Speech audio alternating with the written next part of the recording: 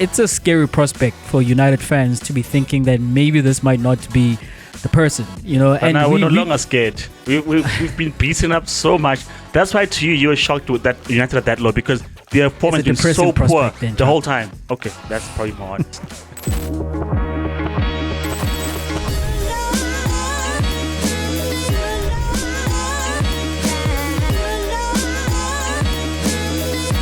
And in the 287th week of January, welcome back to our YouTube channel. Welcome back to Tour Front. My name is Jay. If you're a first-time returner, please subscribe. Before you even hear anything, just subscribe. I promise it is good. And as always, I'm with Chuck. Chuck, what up? What up? All good. Paris the business in Cairo. Sundowns qualified, but we're not going to touch on our African exploits this episode. But all good. I'm not going to touch on England in terms of how I feel, but we're going to dive into it at some point. So, yeah. But Jay, going into local football, right, we will start with Kaizer Chiefs. They beat this Kukune United, and they weren't really much fancy because of their form and stuff like that. But Obrigado came through with the winning goal. What was most impressive for you in that display from Kaizer Chiefs? There's a lot that worked well in that match from Kaizer Chiefs. First of all, they managed to not concede, right, which has been their Achilles heel because they're one of the top scorers in the PSL this season, but they also are top three in terms of conceding the most goals in the league as well. And it was it was quite the comment that came from De Klokwe, right? When he was asked about the defense and them conceding goals a few weeks ago. And he was right in his assessment. I thought he was not the man to say it because he said it's not a defensive thing. It's a team thing. The defenders, the midfielders, the strikers. And then he went on to say if the strikers do their jobs well as they're supposed to do in terms of defensively, then they won't concede goals. Which sounded like, man, you are shirking responsibility for what is essentially your job. But in the context of analyzing the game, analyzing Kaizer Chiefs, that's exactly then what happened in this game. Kaizer Chiefs were brilliant defending from the front. There were so many occasions where Skukune tried to play out and they couldn't, and they ended up either turning the ball over or just going long. The ball went from the keeper to Cardoso, the centre back, and when Cardoso was looking for options, their men were closed down, and if he did give a pass to either one of his centre back partner or one of his midfielders, those Chiefs attackers were very ferocious in terms of how they pressed. Like the counter pressing, even when they lost the ball in high positions, was very exemplary. Those players looked like they knew what they were supposed to do. They were following instructions properly, and they really made it a hot afternoon for Skukune in terms of trying to play out. The other thing that worked very well for them, especially in the first half, when you play against Skukune, you want to keep Keletso Magalo quiet, because he's been a revelation this season in terms of chance creation and just running things. He's head and shoulders the best player at that team, and the biggest part, in my opinion, as to why they're flying as high as they have been. And Kaizer Chiefs did manage to keep him quiet in that first half. In the second half, latter parts of the first half and into the second half, he got going. And I don't understand why Siema took him off, because once he did find his rhythm, he was the player who was giving Chiefs all the business, right? Him a little bit from Otladisa as well. I suppose that in our Soweto derby thing exists in him. But Kaizer Chiefs were well prepared, Chuck, and they were very solid. Even when bringing Njabulo Blom into the team, and Njabulo Blom as the right back, you see him pushing further forward in order to try win the ball back in more advanced positions, and he did well in doing so. Of course, we know Blom is comfortable in more advanced positions because he also doubles as a DM, and him being more central made Kaizer Chiefs more compact, and they really were hard to play through. And then offensively, great personnel, all right. George Matlo as well as Samgelo Zwane playing in that double eight. Matlo, number one, maybe played more as a 10, is very willing to get into the box. He is willing to stretch the defense with his runs, and the combination between him, Nozwani, as well as Duba. Duba was excellent in terms of the runs he was making, whether it was bending runs behind the defense or he was dropping a little bit deeper and opening up that space for one of his midfielders to run into. He really is a striker. And he was asked about this in... No controversial hey, moments man, there. like...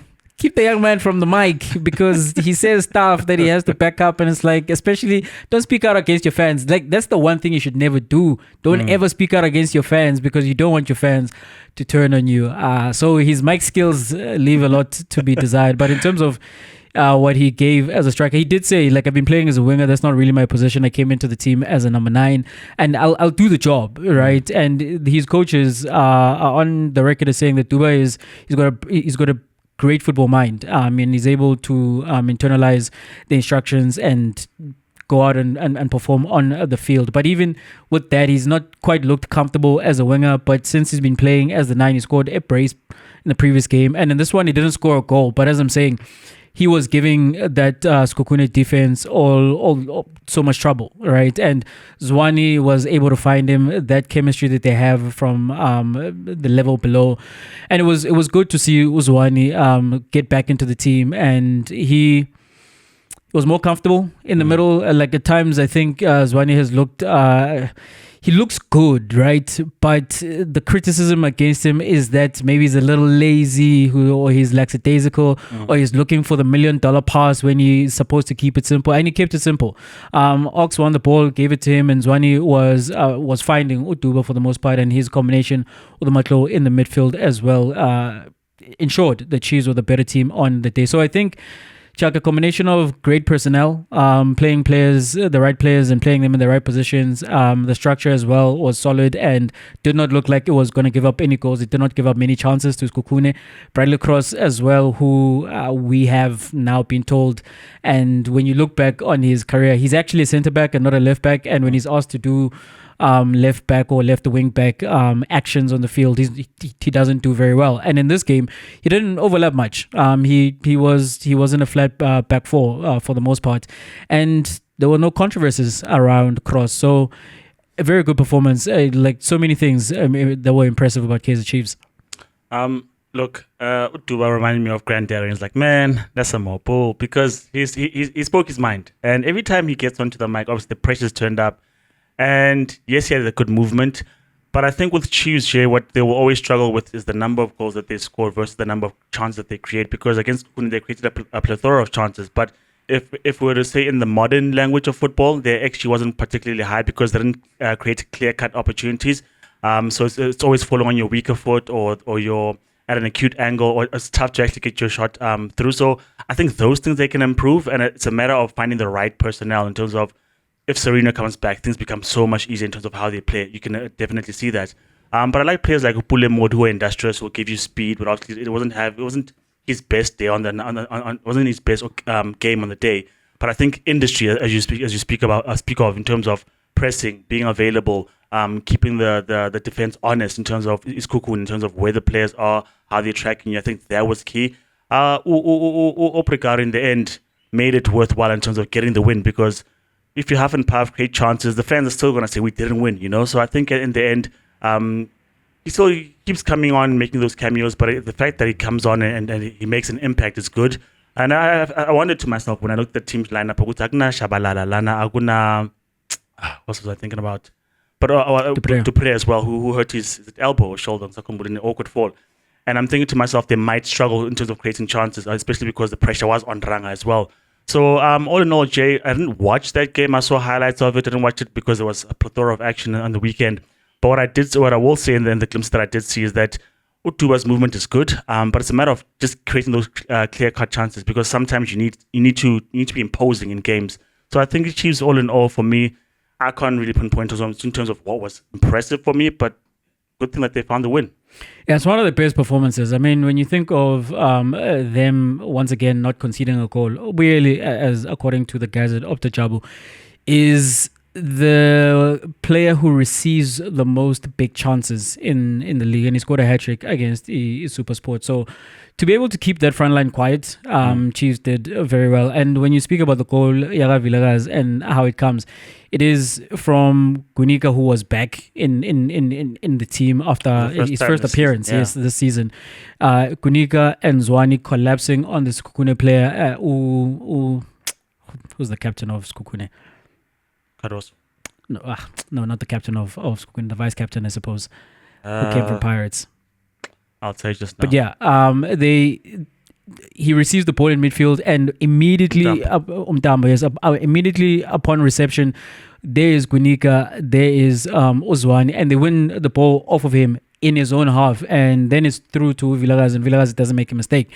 So even the changes where Villegas is able to come in, and yes, it was after the red card, but Chiefs were the better team on the day, and Villegas gets the winner. So overall, impressive from the players, impressive from the coaching staff. Nabi was not on the sidelines. Of course, he was suspended, but that's not to say that he had nothing to do with this. Of course, he cooks up the game plan.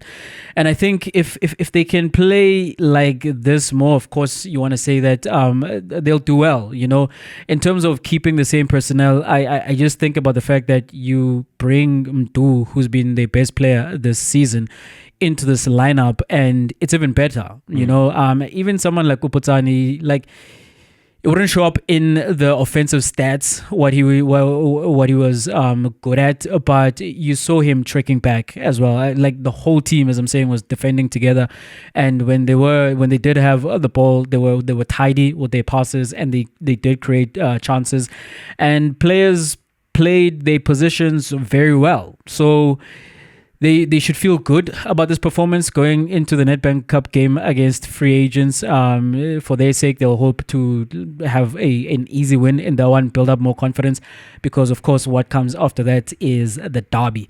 And there will be a lot of questions that are answered concerning this Kaizer Chiefs team by the time we get to the new month.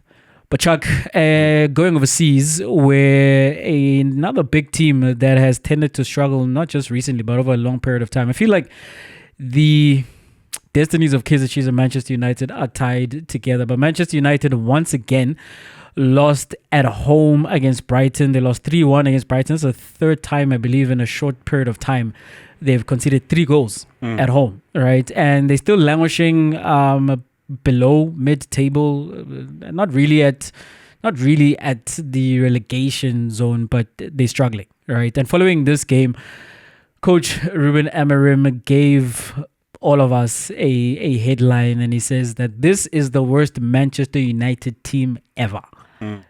You've watched a few Manchester United teams in your time. Do you agree with that? You know what?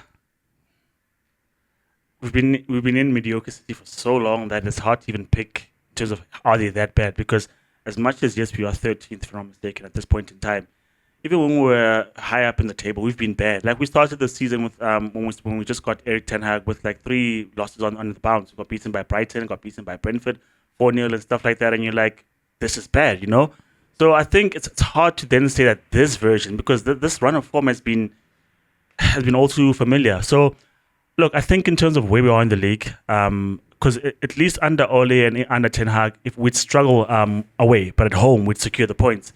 And here it doesn't matter whether we're home or away, we're losing anyway. And so I think maybe those words are true, because he did say a couple of weeks ago as well that relegation is a real threat. So I think he's trying to be frank and real stark about it. But I'll borrow from Owen Hargreaves' words in terms of when he said there's a couple of players from Brighton who would make it into the Man United starting 11, and there aren't many Man United players who would get into any of the sides in the top 4. And if you look at it from that perspective, and then you look at the run of results, maybe this is the worst United side ever. Because if I think about it, I'm not really excited about Xerxes. As much as I think that Højlund has got potential, he's not really the guy, is he? When you look at the defense, Daro's good, Mazraoui's good, but De Ligt, Sandro Martinez, Maguire, I'm not too sure, still on the fence. As much as they've had stand-up performances here and there, like I said, they don't walk into the top 4. Then Onana looked good for a bit, Even though we were struggling, you could say at least he's pulling off key saves in terms of allowing United to rescue a point here and there. Even in games that United are winning, he has to put on a show at the back as well. He's got a mistake in him as well. in that particular game. Then the midfield, Jay has got question marks all over it in terms of what is going to work for you, because seemingly Bruno's not quite at the races. Ugarte has a good game here and there. Mainly not the same player he was last season. And so that continues with the rest of the team. The only shining light in Man United is Amad Diallo.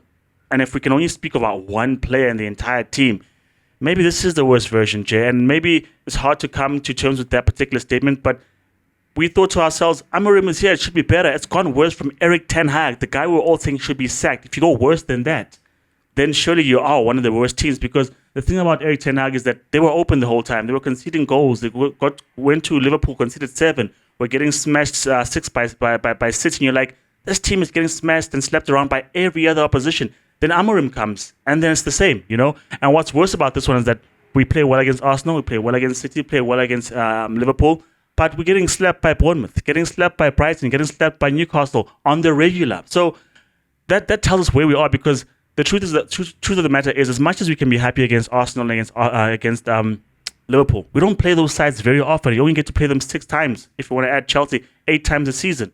But the rest of the guys whom you should be getting points from, those are the guys that are beating you. So I don't want to fully agree, but the writing's on the wall, Jay. I think reluctantly so, I have to say that maybe this is the worst version, because we haven't been this low since 1990. So as far as I've been alive, it must be the worst side. That's a crazy thing to say. Yeah, that is a crazy thing to say in terms of the form of this team, right? And when you consider the post Sir Alex Ferguson era and everything that has been a frustration, every iteration of this team that has ended with the Manchester United fans calling for the head coach, being unhappy with the state of the team, the state of the ownership, the signings that are brought on, the players that are there, to then go from there and go even further down. I was, after the North London derby, as an Arsenal fan myself, I went there, of course, looking at the table, and I spot that Tottenham are, at the time, they were in 13th place. And I actually did not realize that that's how far down Tottenham were, how bad of a season that they've been having, and they've been having a terrible season. I believe they've lost 6 on the bounce now. And while I was looking for Spurs, they were United 2 places below them. And even that caught me completely off guard, because, again, yes, I know that United have been having a difficult season, but I did not realize that they're having a 13th to 15th place type of season. And then when you consider the numbers, Chuck, you see why they are down there. And you see why the coach is making that pronouncement that they're the worst Manchester United team ever. 11 points from 11 league games under this manager, 10 losses already at this point, 22 games into the season, the earliest that they've reached 10 losses in a Premier League season. And you also consider the fact that after 22 games, Manchester United are on 26 points. That doesn't compute. That it makes no sense. If it was cricket, it would be better. Like 22 it really runs makes no sense. 22 balls. games. You want to tell me that you're averaging barely a point a match? That is crazy. It's not the worst Manchester United team of all time. Manchester United have been relegated before, so one of those teams would be the worst of all time. But in the Premier League, and as you say, like in our lifetime, yeah, I thought Manchester United had reached the rock bottom.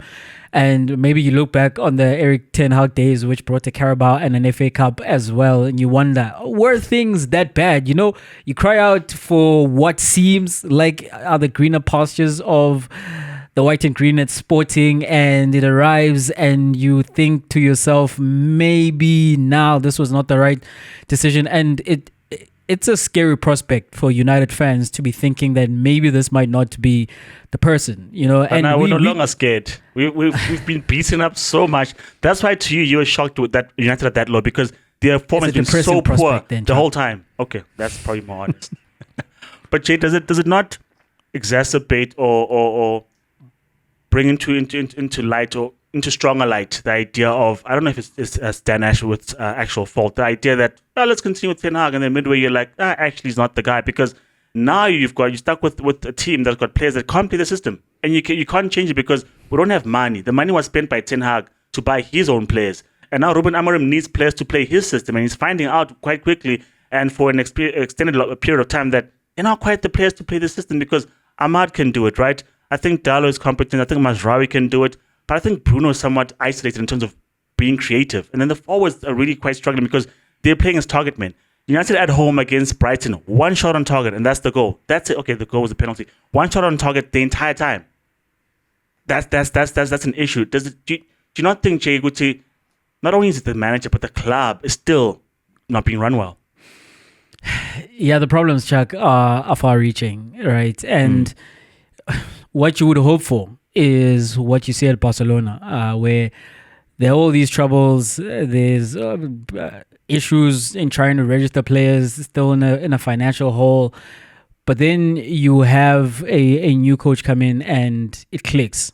And then also you are able to call on your graduates from La Masia. You've got a 16, now 17-year-old wonder kid in Yamal. And then you've got another 17-year-old wonder kid at centre-back in Kubasi.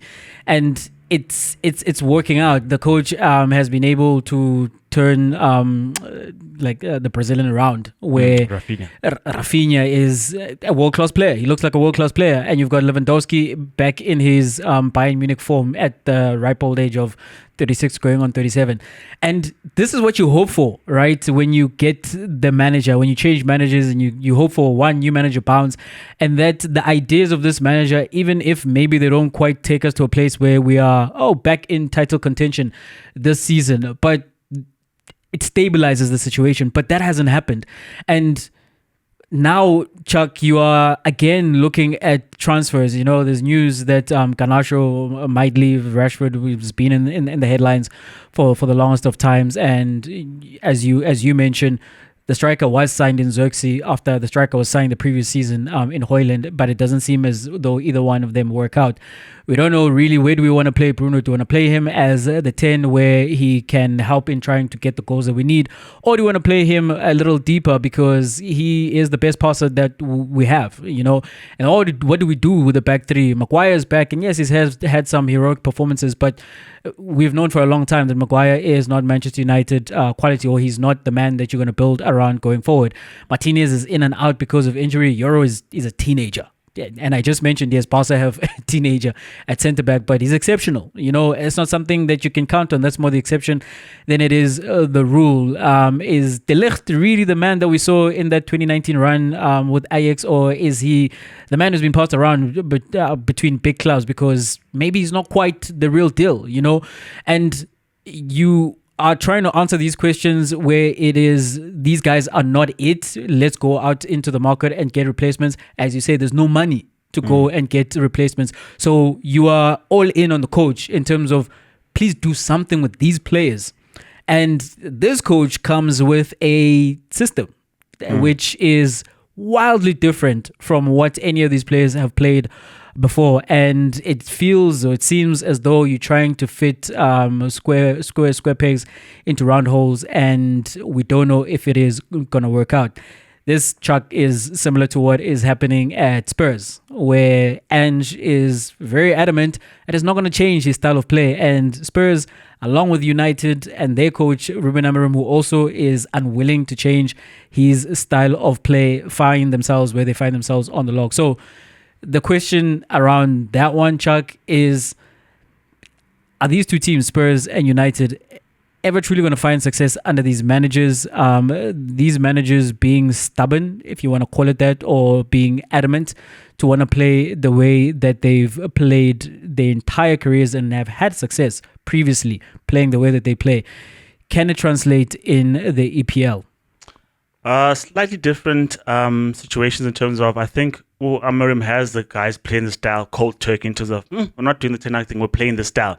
And everyone has to then adapt. But the issue is that they're not picking up points in the learning period of this particular style. If they were to adjust to it maybe 50% and then secure a win at least against Ipswich, not come back and draw it, or secure a win against, they did against Leicester, but the teams that they should be beating. And then you're like, okay, phase number 2, we're dropping our defenders deeper, we're doing this and that, let's change the shape because you've learned how to play 50% of it, then do it all in all.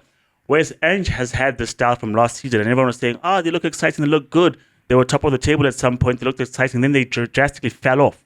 And they've never really recovered because they started decently this season, but then, as you said, went on to the run of lots of losses. They've had injuries as well. Fine. But I start to ask myself in terms of, can these ideas translate? Because when you look at where these managers are from and how they have success in those other leagues, you ask yourself, in a league that is said to be much faster, more physical, where teams will press you if they have nothing else to do or to bring to the party, they will press you. Then you start to ask yourself, is it naive of Ange and his team to be so open all the time against anyone? Because three goals in the first half against Everton. Everton, who sacked Sean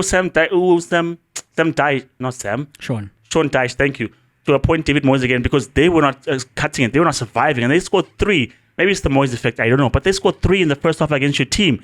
That's naive. You've got Ruben Amorim, who's conceding 2 or 3 every other game, like consistently. Then you have to look at that and say, okay, I've got a style, but it's not working at the moment. And then you have to ask yourself, how do I make this work? So will they find success anytime soon with these managers? I don't know, Jay, because at least with Spurs, at some point in time, it was working. At some point, you're like, Justin Odogi, put him in your FPL team because he's going to give you a return. He's bombing down the wings. He's going to have an assist. He's always in the final third.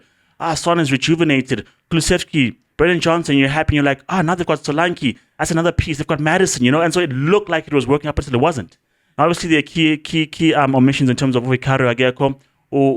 Van der Ven is not there as well. Bentancur is not there as well. So maybe at full strength, it plays better. But even with that, Jay, I think as much as you miss key players, your system must be good enough to at least draw games when you've got the players who are not the best in your team. And I don't think they're doing that at this moment. So I don't know, man. And also, there's that Spurs thing, which is now becoming a United thing in terms of United also are horrible in the league, but they'll find some magic in Europe or they'll find some magic in the domestic cup. So I don't know if these teams will find success with these managers, Jay, if they stay as stubborn as they are. So with Ruben Amorim as well, Jay, you've just come into the team. They are struggling. I'll tell you this, right? I saw that when Ten Hag got into the system, he stumbled upon something that worked and he stuck to it. Season number 2 then says, I want to play this high pressing football. We're going to win because we won the most turnovers at the top end of the pitch of anyone in the whole league. But we weren't really creating ourselves in terms of when we get the ball, the system allows us to create chances. We weren't stopping anyone in the midfield. So that's when we stopped cold turkey from Casemiro, Eriksen, Bruno midfield in terms of let's play mainly because he's more mobile. He's got more industrious qualities. Let's play whoever in the system. Then we got open and we got exposed. He never quite changed that. And he was naive. And yes, a lot of that is on the players' commitment, the players' quality as well. But it's in terms of understanding these things. I mean, Eddie Howe went into Newcastle and they were struggling and he got them better. Yes, he got a Bruno Gomes. Yes, he got a Tonali, but he didn't make wholesale changes. He got a Danny Murphy working. He got an Amorim working. He got a Dan Burn working. So what I'm saying is that understand what you've got and don't be as stubborn. Gather points, and then when you're in a system when you've got house money to play with, at least, then you can do that. But while they're as stubborn as they are, Jay, I don't know if these guys are the right fit being as stubborn as they are. I don't think either Ange Postecoglou or Ruben Amorim are going to be successful just never wanting to change or adapt to what is in front of them. Because yes, you may have had success in Scotland and in Portugal, but this is a different level. It is a higher level. You are coaching against better coaches. You are coaching against the best talents in the world, and not just at the top end, right? When you do come up against a Bournemouth coached by Areola, when you do come up against an Aston Villa coached by Emery or your Bournemouth, and they constant revolving coaches who are just always just seem to get there and do the business, you are going to get found out if you are not adaptable or if you are maybe just not that good. And I have to ask the question, why don't you want to go away from something that is not working? Is it possible because you don't know any other way? And then at that point, we need to ask the question, are you good enough for this level, for the objectives of these teams? Ange Postecoglou, after the win against Liverpool in the first leg in the Carabao Cup, where they did not concede a goal, all right?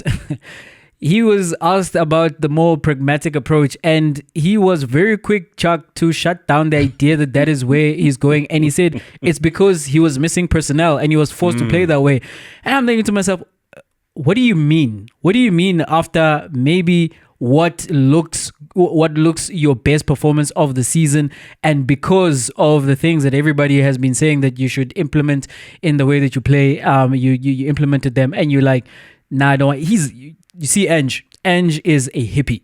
Like, through and through, because it makes no sense to me. And I honestly don't know if Ange Postecoglou, his main objective is to win. I think his main objective is to enjoy the game, or is to express his ideas of what he believes the game is and then how it needs to be played. And he and his attitude is whatever would come from that, like, I'm satisfied. It's a great way to live life, right? It's a great way to go through life with that mindset that I'm going to do me, and whatever the outcomes, I will be at peace with that, because I will know that I was true to myself, and this is what he is doing. But that's not good enough at the highest ends of like professional football.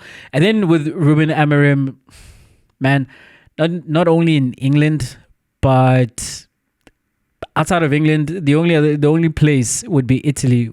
We've never seen a team win the league with a back three. It would be revolutionary if Ruben Amorim were to be able to completely change this team and make them a team that goes on to win the league. But as I'm saying, we've never seen this. This is probably why Liverpool went away from him in terms of hiring him, because they figured that it's too much of an upheaval to go from what they had under Klopp. And yes, we're not quite looking for Klopp to replace Klopp, but can we stick to similar ideals? And this is why you've got a sporting director or a director of football, because they set the tone in terms of this is our idea, this is our football style, and when you come in as the coach, do you fit what we already have in mind and the players we've collected? Because we've bought all these players, and then when you bring in a coach who's not going to be able to use these players, that there's just a dissonance from the management, from like upper management already, right? And this coach is expected to work miracles, or there's a belief that these players are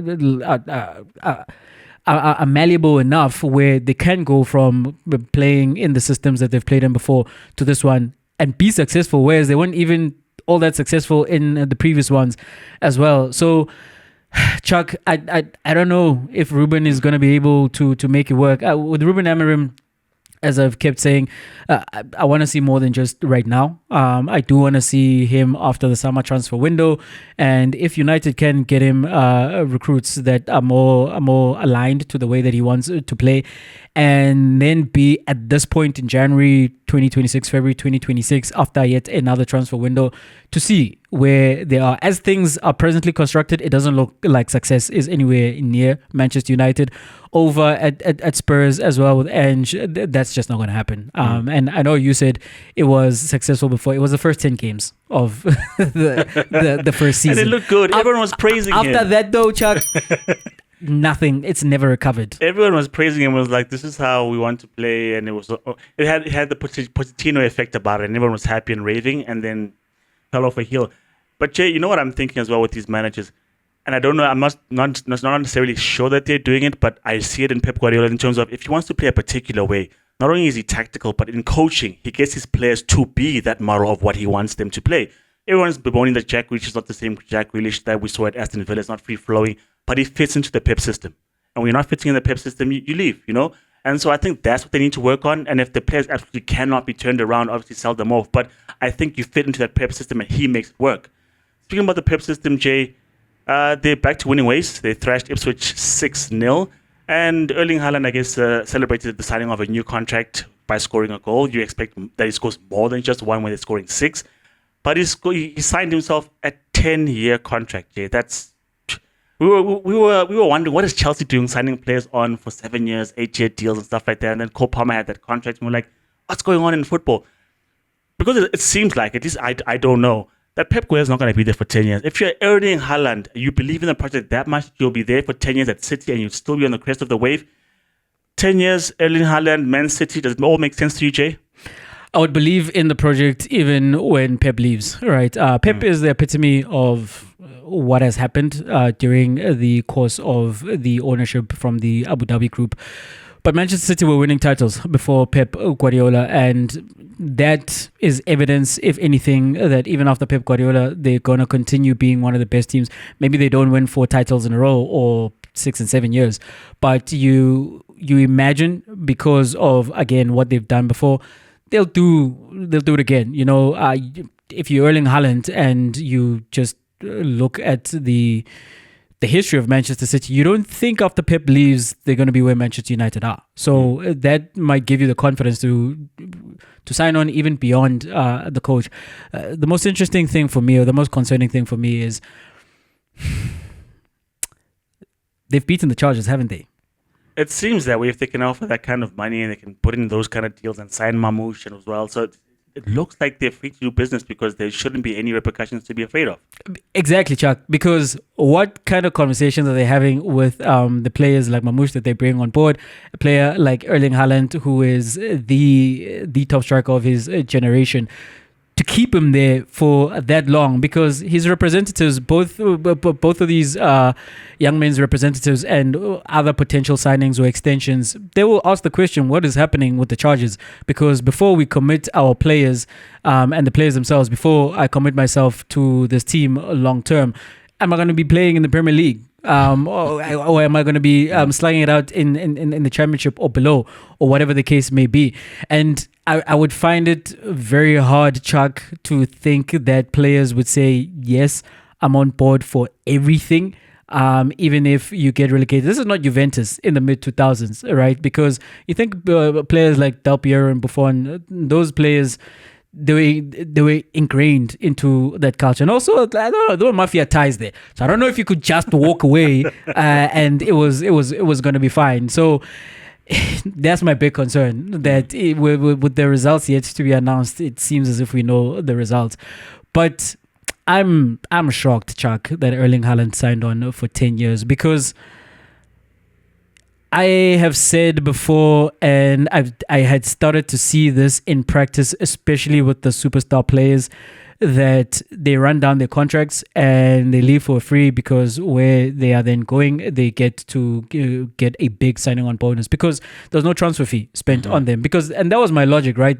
Thinking, why don't you just run down the contract, and whatever it is that they were going to spend on you as a transfer fee, ask them to give you all of it or a portion of it. That's exactly what happened with Mbappe. As much as Real Madrid got him for free, they paid him like a lump sum to sign on with Real Madrid. And I thought this is where we are going. Trent Alexander-Arnold hasn't signed a contract, and if he leaves for Real Madrid, who are not getting him now in the January transfer window, he's going to leave for free. And part of the spoils of that will be he'll get a big signing on bonus. And I thought that was the trend, especially with, as I'm saying, the superstar players, because you can gamble on that. Because what a long contract gives you is security, right? Over the lifetime of the contract. But if you are Erling Haaland, you don't need the security. You can sign 2 years and run down the contract. And if there's nothing out there that you want to join, then you just sign a 2-year extension. And if the club think that they've got leverage, good luck, because again, you're Erling Haaland. There will be every club in the world who want to sign you if City decide that they don't want to extend you. So to have him extend for 10 years, it is absolutely unprecedented. I can somewhat understand the players who went to Chelsea. I mean, if you Mudryk or you Neto and you're signing on for Chelsea, you come from a Wolves or from a Shakhtar in Ukraine, and I'm at Chelsea. I have made it to that next level. Who knows if there is another level beyond this? But for an Erling Haaland, that is really, really surprising for me. I think maybe Erling Haaland looked around and he figured to himself, if I don't play for City, what's the next big step? Because I don't think he would. I mean, he was at Dortmund. I don't think he goes to Bayern. There's already Mbappe at Real Madrid. And I think there are already stars that are forming in terms of your Yamals at Barcelona. And so there are not too many options when you look around. But 10 years is a long time. 10 years, I thought to myself... It's the 10 years. It's not the extension, Chuck, right? Yeah. Because what you're saying, when you do look around, City makes the most sense. But are City going to make the most sense 6 years from now, 7 years from now, 8, 9, 10 years from now? Things change in football. Yeah, things change in football. And when I think about it, Jay, obviously Chelsea were being smart in terms of how to pay the estimation of the values of these players. In terms of if I pay £70 million over an 8-year period, it's not that taxing on the pocket versus doing it over like a 5-year period. That's why you sign a contract over that period of time. But if you're already there and then you said, like, I want to be there for like another 10 years, I mean, I don't know. I'm just trying to think to myself, if he looks back at his career and he's got a champion, he's got the treble, obviously treble run, he's got the golden boot. but he only wins like another 2 or 3 league titles. Would that have been a successful 10 years for Erling Haaland? Because definitely was touted as one of the players in future who would win a Ballon d'Or, him and Mbappe, and whoever else has propped up like the veins of this world. So I wondered to myself in terms of, will they still be dominant? Because as much as you say, Jay, they were winning the league titles before Pep Guardiola came, I can't help to think to myself that we're more likely to see an emergence of another Klopp or an Arteta to push City without a Pep Guardiola, which means that those teams, like an Arsenal, probably win a league, and Liverpool probably win a league, and not City, because it's no longer that period where the City are that dominant. And I wanted to myself, in 10 years' time, when you don't have a Rodri, when you don't have a Foden next to you, and those players have gone, and Kevin De Bruyne is not there, what do City look like? Because as much as football does produce talents, we don't know to what extent they'll be great and for how long they'll be great, because it could be like Coutinho. He was great when he was at Liverpool, and then left, and then what of Coutinho? So the talents that are around him now, and even if they go shopping for the next best thing, will they be able to replicate what City have right now? Will the players around him, your Bernardo Silvas, will they sign extensions? We don't know. So I think it's a major gamble. Pretty safe one because he's at City at this point in time. But he's secured his money as well. So 10 years is a long time. And I think we wouldn't bat an eyelid had he signed a 5-year extension, and then after 3 years signed another 5-year extension. That makes more sense because that's more common. But 10 years off the gate, I don't know, man. Maybe it's wise to look back and then say that he was smart, but yeah, it's a big number. I do think what Manchester City were able to present to Erling Haaland was obviously very convincing, because even when he signed on for City, the other club really that were in for his signature were Real Madrid. And why he ended up signing for Manchester City or Real Madrid is because he believed in the sporting project more at Manchester City than he did at Real Madrid, who had won all these Champions League titles up to that point in recent time. So if he was that impressed to choose Manchester City over Real Madrid before he signed on, and since he has signed on, the goals he scored, the success that he's had, winning a treble and being in the conversation for a Ballon d'Or, I can't imagine now from the inside him thinking, this is not quite what I thought it was, and it certainly was an easy sell for him to be able to say, I'm committing the entirety of my prime to Manchester City, because I believe he can't even leave until 2029, and that's when his release clause might come into play. But his release clause is going to be a ridiculous number. So unless something changes dramatically, and the thing is, in football, it tends to do. He's going to be there for the period of a decade. What it works out for Manchester City is they've signed him into a particular pay bracket. He's the highest paid player in Premier League history right now. But you think £500,000 a week in 2025 is very different to £500,000 a week in 2034, and yeah, City will absolutely take that, because I think there should be a crazy TV deal that comes in the not too distant future, and these teams are going to have even more money. So we'll see if he's able to renegotiate that. But he has signed on for 10 years. If he does stay the entirety of the 10 years, he's going to get Alan Shearer's record. And we look back and we are having debates. Is this the greatest career that it has ever been in the Premier League? So Harry Kane better win something, because if he doesn't win anything there and he's left his legacy in the Prem to go to the Bundesliga and try win stuff, it would have been a lost cause. But Jay, lastly, I think one thing that benefits Man City is that he will be the draw card in terms of come and join the team that's headed by Haaland. We're gonna win things because he's the star at the center of our team, and so maybe it's more pulling power for the team itself, but also him and Foden. Yeah, him and Foden. You imagine Foden will be there. He'll be a one club man unless something crazy happens. But lastly, Jay, I wondered to myself with like football being what it is, in 10 years' time, it might be very different. There might be a Super League. There might be a financial crash, because we can't just keep going up in terms of more games, more money. But we'll see. We will see indeed. Chuck, we close off with UFC 311. And just taking a look at the three main fights, beginning with Yuri, who stopped Jamal Hill in the third round. And Yuri was quoted as being upset at Joe Rogan and the other commentator talking about his defense, right? Because Jamal Hill was able to connect in the earlier rounds, and this is the reason that was given as to why Yuri lost against Alex Pereira in back-to-back fights, because his striking defense is poor. And they were speaking about how his hands were low, which they were. And when he did raise them, they were exaggerated because he was thinking about, let me get the hands high. And yeah, he spat some some choice language at them saying that. And he was upset by the fact that, why would you say that? What do you think is behind that? Do you think it's because maybe it might mess with his shot at another go at Alex Pereira? Ruben Amorim, Ange Postecoglou, Kaizer Chiefs. They don't want to change. And then that criticism comes because he's got this mindset of being the ultimate warrior, samurai, and believes in fighting. When it comes to Alex Pereira, it doesn't work out because he's going to beat you because you don't have no defense, you know? So I think he's got this idealistic idea of how to fight, how to do it, the beauty and the art of it. But you saw that it shouldn't have been hard. If you're that good, it shouldn't have been that tough going against Jamal Hill, who also has his hands down as well. Hence why Alex Pereira schools these guys. So I don't understand why he's mad. It's exactly what we saw. The guys were commentating and they were speaking about what we saw. We saw it as well, with or without the commentary. Because as much as he was the dominant fighter in the exchanges, he got hit one too many times because his hands are low. So I don't think it taints a shot at Alex Pereira, but we've seen enough, man. The first one, Alex won that fight, but with the second one, their head kicks and stuff like that, you're like, dude, you're not seeing anything coming your way because you just want to go forward. So he's not doing himself any favors fighting like that. It's not Joe Rogan, it's your style.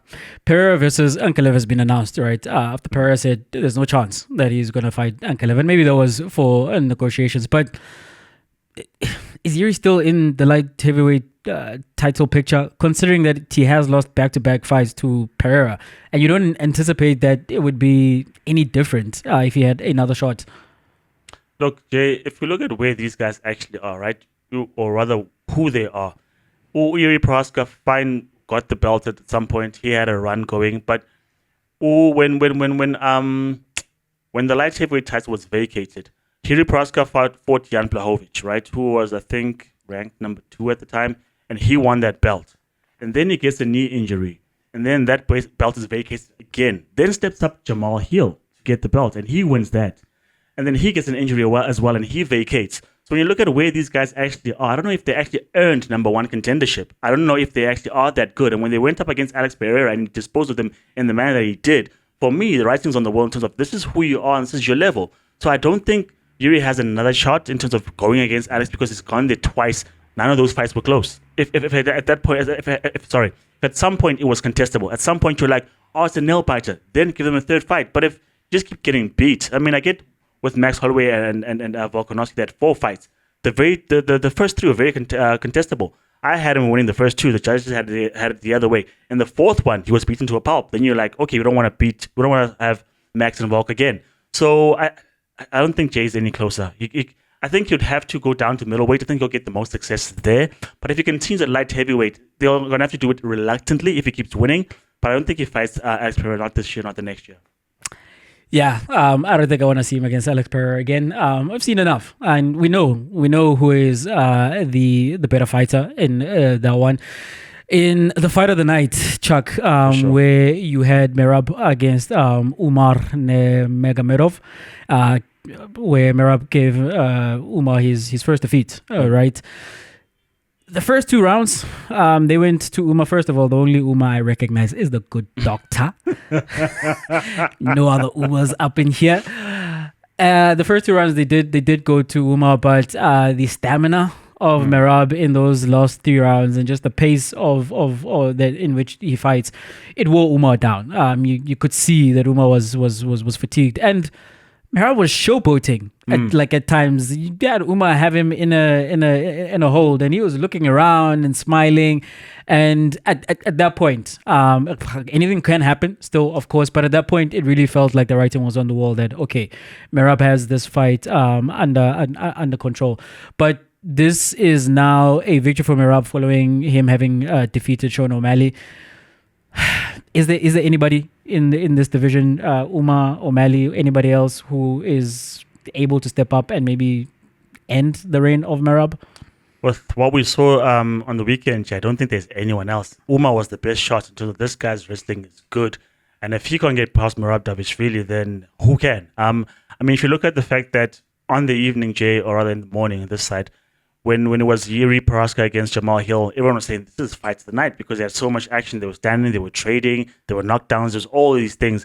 Up until you've got Umar Gomerov against the champ, Merab. And then you're like, okay, this just went up to another level because the cardio is insane. The wrestling, the scrambling, the jiu-jitsu is insane. The striking is at a high level. But when you look at that, I don't know if necessarily Umar had round one because I thought to myself, that's a toss-up. If I think about it, he landed the cleaner shots, but did he dominate? Not too sure. Round two goes to him. But as you said, the last three were definitely going to Merab Dvalishvili. But in terms of the display, Jay, his wrestling was excellent. His cardio, he was just there and he just kept coming. There's a reason it's called The Machine, eh? Perfectly titled, Jay. The Machine. Because once you press on, it doesn't stop until it needs to just go off. He just kept going on and on and on. And I think about it, Jay. Funk Master, Sterling. Very fortunate that Merab is his friend. They've been friends for a long time. They train together. And I say this because while Aljamain Sterling was the champ, Merab says, I'm not going to fight this guy because he's my friend. I don't want to contest against this guy. He's my friend. And when you look at the contrasting fight that they had against Sean O'Malley, Sterling gets knocked out. O'Malley gets the belt from Sterling. But when it's Merab against O'Malley, his names, then you're like, okay, there's a big difference in terms of that level. And because then he allowed his friend to reign as long as he did, and now he's got the belt, and no one, I don't think anyone takes it from him. I think that this is the guy. No one can take the belt from him. There was a couple of concerns because as soon as the fight was announced, Merab acted a bit out of character because he was saying Umar is being saying offensive things about him and his country and all these other things, and he just went crazy. And everyone's like, he's rattled because he knows that this is the only guy who can beat him. But come fight night, he handled business. So Merab, I think, is going to reign for a while. Yeah, Chuck. Yeah, if that man looks like that against the man who's got the best shot to defeat him, it doesn't seem as if there's competition around. A man who maybe has the least competition is Islam Makhachev, who defeated Renato Moicano. And Moicano came in on short notice, of course. And I don't know if he had a shot. Like it's a shot because like he's given the opportunity to fight him, but then first round. That was that, and you have Islam Makhachev. I believe he won a 15th fight in a row, and he's now only two wins away from breaking the all-time record by Anderson Silva for the most consecutive wins in the UFC. How close is Islam, Chuck, to securing and solidifying his status as one of the all-time greats? I think a couple more fights, Jay, because it's one of those things where he's turning us into believers. Everyone said, hey, Habib is the one. Islam showing that he is of the same ilk because he trained with Habib, I think, from the age of 8 when they were competing together as kids, and then he got to train with Habib's father, and then he's been with Habib the entire time, all the way through into his UFC career till now. And so you can tell that these guys have got that I don't know where do they come from. They're wrestling. Dagestani wrestling. Even the name Dagestani. Yeah, man. It's crazy. Like people who, if you met a guy that you were supposed to find, it's like, where do you come from? I come from Dagestani. It's like, it's cool, brother. Yeah, their wrestling has proven to be elite. I mean, but people like Bob Nickel, who's all American wrestling champion, people are saying, okay, if he fights against the Russian wrestlers, will he do well? I don't know, because he's in line to fight Chimaev if they ever make that fight. They're in the same weight category. But back to Islam Makhachev, Jay, I think if your wrestling is not good, forget. It's as simple as that. Because Moicano is good. He's been on a tear, striking, grappling, having a bit of jiu-jitsu knowledge. But if your wrestling is not on that level, forget it. And then he was as optimistic as he could be up until he found out. Because if your wrestling is not good, he exposes you. His striking is good. He's going to show us in a couple of years that he was one of the special ones. Yeah, he doesn't just have the wrestling. His striking is good, as you mentioned, because he did knock out Volkanovski also in the first round with a head kick. So it's hard to game plan against that because if you are on your feet, he's just as strong. And if you go to the mat, then it's over. You know, the moment that he got a hold of Moicano, you just knew. It didn't take long. No, it didn't. It really didn't. And the question is, Chuck, because he has cleared the division, right? And unless Habib, which is never going to happen, comes back, doesn't look like there's much of a challenger at this in this division. But he's on the record, Islam is saying that he does want to retire as a two-time champion, right? A two-division champion. And he's not likely to go to move up just one level because his friend, you're talking about friends. Bilal Muhammad, yeah. He's the champion in that. But he did say that he's willing to go further up and fight Drikkers. Crazy. One, is it time for him to move up?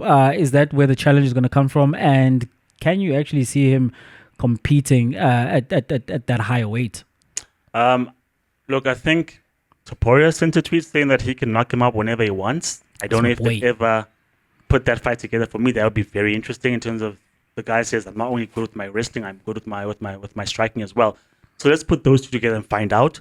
But if that never happens, I think if he goes up, I think he must go up to the welterweight class where there's Bilal Muhammad. Friends or not, get that belt because I think that's where he's going to be tested. Middleweight is just a step too high because those guys are incredibly strong.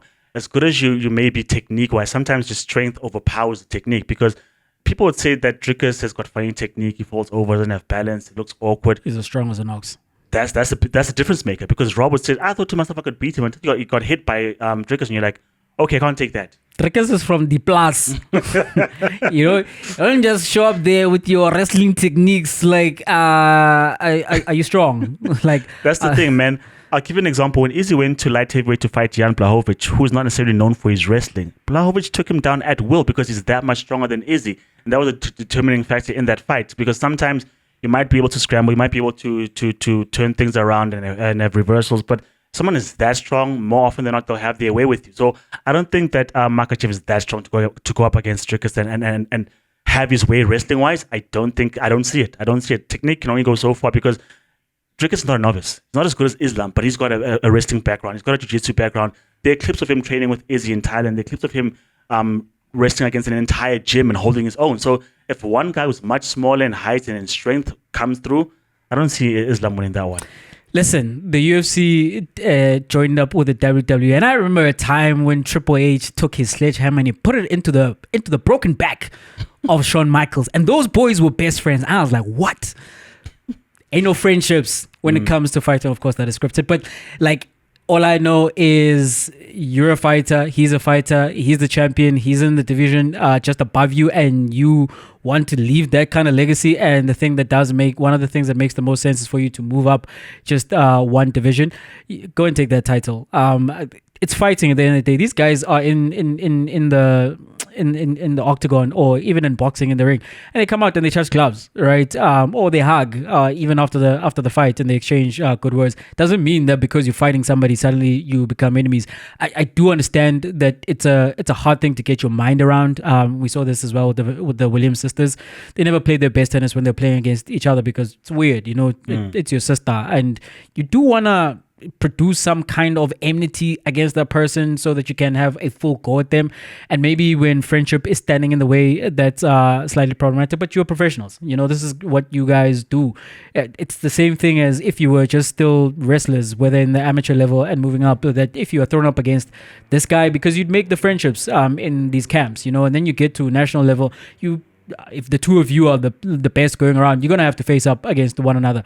That's your opponent at the end of the day. And I think, he shouldn't